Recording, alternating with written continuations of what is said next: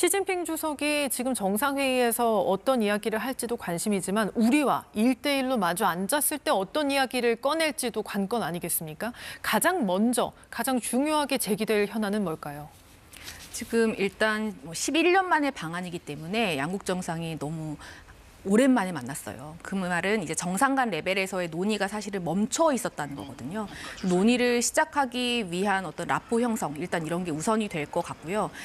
의제는 많이 있습니다. 한국 입장에서 가장 급한 거 두 가지라고 이제 위성락 실장이 언급을 했었는데 뭐냐면 첫 번째는 역시 이 북핵 이라든지 대북 정책에 있어서 공조입니다. 사실 지난 9월에 열병식 때 시진핑 주석 그리고 푸틴 러시아 대통령, 김정은 국무위원장이 외교 무대에 데뷔하면서 그야말로 북중러의 공고한 어떤 협력 모습을 보여줬고 그렇습니다. 또 우리 정부가 가장 우려하고 있는 게 뭐냐면 그래도 예전에는 중국에서 북한 비핵화에 대한 목소리를 냈다면 요즘 중국에서 북한의 비핵화를 지지한다거나 이런 메시지가 사실상 사라졌습니다. 만약에 중국이 협조를 하지 않는다면 한국 입장에서는 비핵화 정책을 이끌어가는 게 굉장히 어렵거든요. 그렇습니다. 그래서 중국을 설득하고 이 비핵화 정책에 좀 동조할 수 있도록 이끌어내는 게 사실 우리 정부 입장에선 가장 큰 문제라고 볼 수 있고요. 두 번째 위성락 실장이 언급했던 게 민생이라는 단어로 표현을 했는데요. 경제 협력 문제일 것 같습니다. 사실 중국과 우리나라가 경제적으로 협력해야 될 부분이 굉장히 많아요.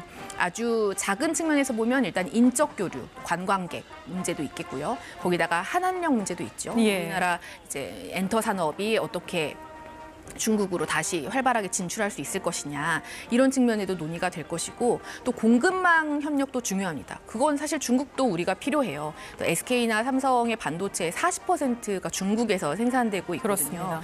이런 측면에서도 논의가 될 것 같고 그럼 반대로 중국이 우리에게 바라는 건 무엇이냐. 일단은 중국 입장에서는 지금 한국이 한미동맹을 또 워낙 강조하는 모양새를 보이면서 중국 입장에서는 좀 신경을 거슬릴 만한 말들 표현들이나 정책들이 좀 나오고 있는 측면이 있거든요. 아까 말씀드렸듯이 이제 안미 경중의 시대는 끝났다라는 표현을 한다든지 예. 아니면은 핵잠수함 아까 이야기했지만 이 핵잠수함을 만들어야 될 이유 중에 뭐 중국을 살짝 언급을 한다든지 이런 부분들에 대해서 언급을 할 것 같고 특히 방금 교수님 말씀해 주셨던 이 핵추진 잠수함의 건조와 관련해선 아마 내일 의제에 반드시 등장하지 않을까 그렇겠죠. 네, 예상을 할 수 있을 것 같습니다. 이미 뭐 비확산 체제를 언급하면서 중국은 좀 이른바 우려에 가까운 입장을 표명하지 않았습니까? 우리 정부가 어떤 식으로 중국에 설명을 할지도 중요하겠네요.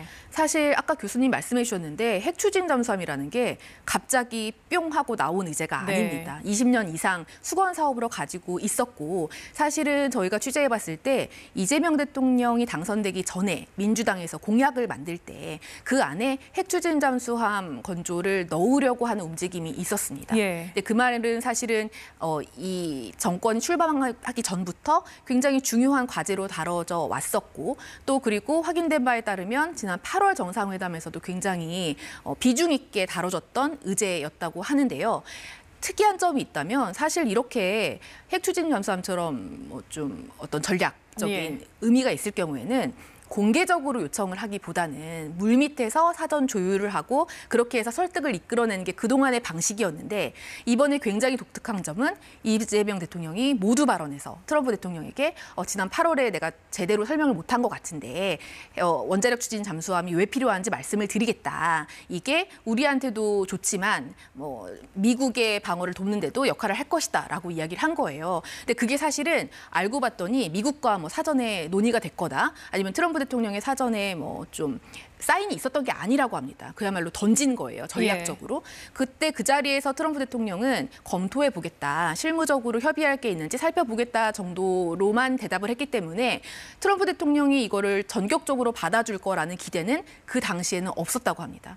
하지만 다음 날 아침에 서울의 핵 추진 잠수함을 승인한다라고 표현을 했잖아요. 사실 이건 어떻게 보면 트럼프 대통령 이어서 그렇죠. 할 수 가능한 일인 있었던 거죠. 네. 행보라고 하죠. 이를테면은 특히 핵이라는 단어가 들어가면 미국 관가에서는 정말 약간 종교적으로 거부감을 갖습니다. 예. 한국의 핵 개발 가능성이라든지 이런 걸 워낙 우려하는 움직임이 크기 때문에 또 그동안은 미국이 비확산 체제를 준수하고 이끌어가는 지도국이었기 때문에 굉장히 그래서 우리나라가 민감 국가로 선정됐던 것도 사실 그런 맞습니다. 배경이잖아요. 네. 근데 그야말로 핵실험을 하겠다고 이야기할 정도로 좀 파격적인 행보를 보이는 트럼프 대통령이기 때문에 이 핵추진 잠수함을 승인한다는 표현을 얻어낼 수 있었다고 보여지고요. 그걸 보면 어떻게 보면 이번 한미 정상회담의 정말 큰 성과 중에 하나라고 보이고 교수님 말씀하셨던 것처럼 이 탑다운 방식의 결정을 이끌어냈으니 그 승인을 어떻게 빠르게 현실적으로 진행을 해나갈까. 이게 우리 외교 당국의 과제라고 할 수 있을 것 같습니다. 제가 덧붙여서 한 가지만 더 말씀을 드리면 지금 핵 비확산 의무 준수 그 프레임에 빠지면 안 될 것 같아요. 왜냐하면 비확산 의무를 저버리는 전력처럼 되기에는 이미 진행되어 온 오커스 잠수함 프로그램이 있습니다. 맞습니다. 그거 없이 거죠? 추진해요. 그러면은 호주, 미국, 영국이 다 핵 비확산 의무를 저버리는 거거든요. 그래서 오커스라는 프로그램이 이미 한국의 원자력 추진 잠수함이 순풍을 탈 수 있게 이미 판을 깔아준 거기 때문에 그건 아니다라는 식의 설명을 중국뿐만 아니라 전 세계적으로 잘 해나가면 될 것 같습니다. 비확산 의무 준수는 중국의 프레임, 중국의 주장인데 이미 그 논의가 그러니까 핵 추진 잠수함 논의는 우리나라뿐만이 아니라 각국이 진행을 하고 있었기 때문에 어떤 그런 중국의 논리에 대해서 잘 설명할 그럴 준비가 필요하다는 말씀으로 이해를 했습니다. 자, 이제 중국과의 정상회담은 내일이고요. 그 외에도 다른 일정들이 계속 예정이 되어 있죠?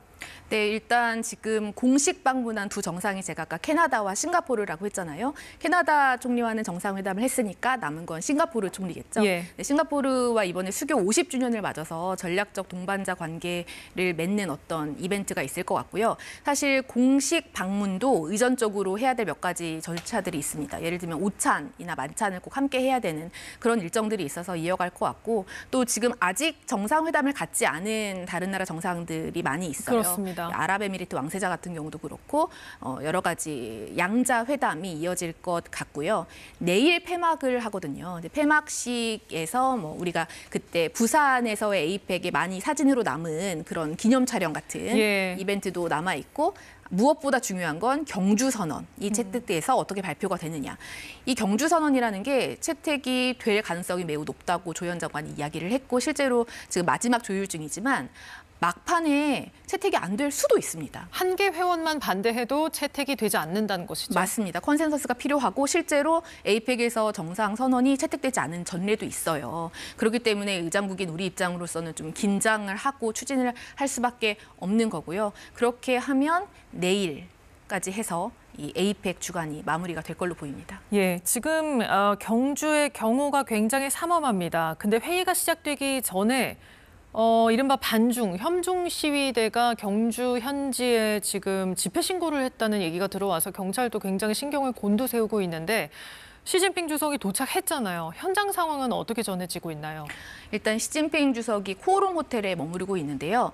이제 시내에 있는 호텔이 아니고요. 약간 거리가 떨어져 있는 불국사 인근에 있는 호텔입니다. 그래서 사실은 이 호텔이 4성급 호텔인데도 중국의 정상이 묵는 이유는 어떻게 보면 약간 이런 시위라든지 경호에 조금 더 유리한 측면이 있어서 그런 거라고 분석이 되고 있는데요.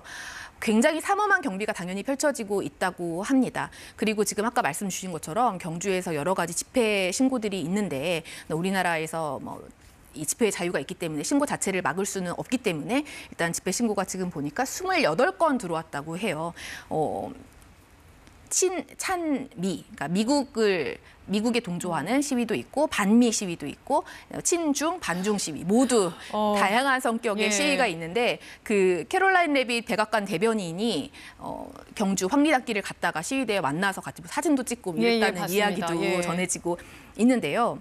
근데 이제 에이펙 주요 경호구역 안에서는 어쨌든 이 시위를 할 수 없게 막는데 만약에 집결 초기에 좀 경찰력과 대치하는 모습을 보인다면 좀 강경하게 대응을 하겠다는 게 정부의 입장이고요. 지금 경력이 기동대 6천여 명이 나가서 지금 그런 준비를 하고 있다고 합니다. 근데 아무래도 가장 우려가 되는 게 협중 시위인데요. 그렇습니다. 예.